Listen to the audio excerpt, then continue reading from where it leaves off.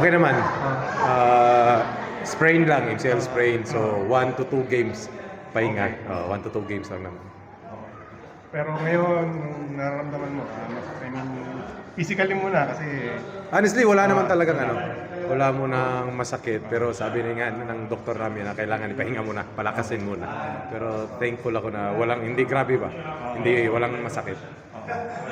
And emotionally, big win sa inyo. Kaya nga eh. So, sobrang proud ako sa mga boys kasi kahit kulang-kulang kami. San Miguel, kalaban. Malakas. Wala pero, kasi partida pa yun.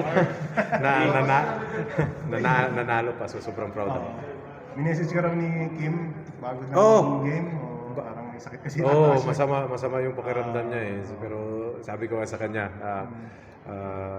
tanong ka muna sa doktor, pero pag maglaro ka, wala namang imposible kay God eh, di ba? So laro ka lang, tapos kinausap ko siya kanina para tira ka lang, huwag ka muna mag-drive ng drive kasi para di ka mapagod. So buti nakinig si Kim sa akin. Wala ka naman ginawa eh. Di, joke lang Kim, joke lang Kim. Ano lang pakiramdam na parang, although syempre masama yung dami yung injuries, pero maganda yung nilalaro ng lahat kasi kahit yung mga bihira gamitin agad. So, parang blessing in disguise din kasi yung hindi masyadong nagagamit, napakita nila kung anong kaya nila. So, like, dami nila. So, ang ganda ng nilaro nila. So, thankful ako. Tingin mo ba dahil na rin yan sa, siyempre nag-i-ensayo kayo hanggang finals, tingin mo nakakatulong din sa kanila yun na dahil kayong magkakasama sa ensayo at yun nga.